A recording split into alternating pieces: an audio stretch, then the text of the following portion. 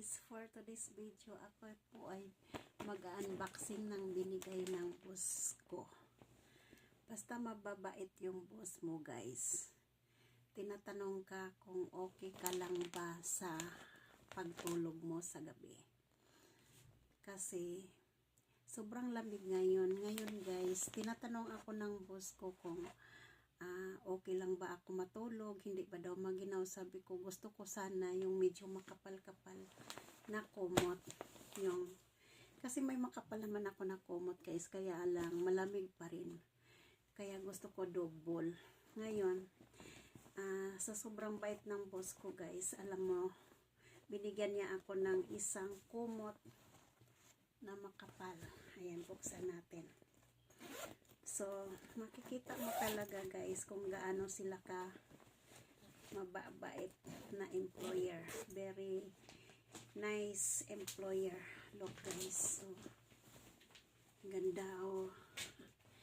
Oh, ang ganda. Ang lambot niya guys. Super. Pag ganito ang kumot mo, ang sarap matulog oh. Para siyang teddy bear.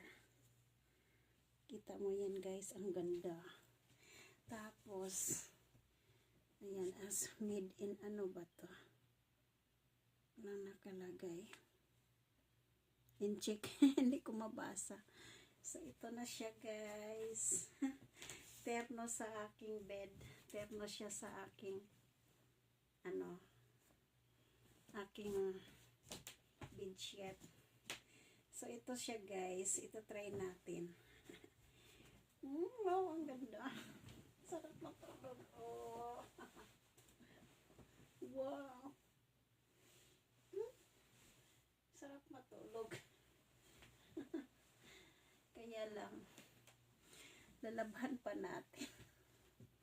Lalabhan pa natin to guys. Wow, ang ganda ng tila oh. Parang teddy bear. Wow. Yan ang mababait na boss guys.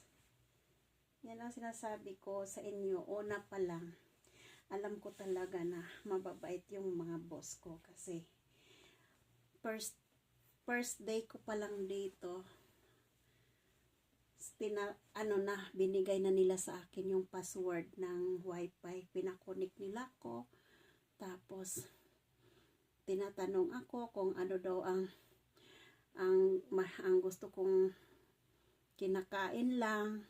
Baka kasi daw yung akala nila yung hindi ako kumakain ng sabi ko, sir, kahit ano po kinakain ko, baboy, manok or sabi niya kasi yung daw mga Indonesia hindi daw nakain ng baboy. Sabi ko, nakain po ako kahit wala po akong pili. Tapos sabi niya, anong gusto mo, magloto or bili? Sabi ko, kahit po, basta sabi ko, kahit magloto or bili, walang problema sa akin. Kaya nagkasundo kami guys ng mga amo ko dito kasi hindi ako maarte.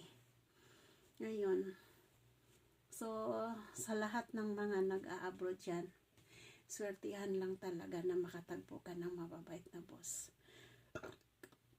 Kasi ako guys, kung hindi sila mabait, hindi ako magtagal dito.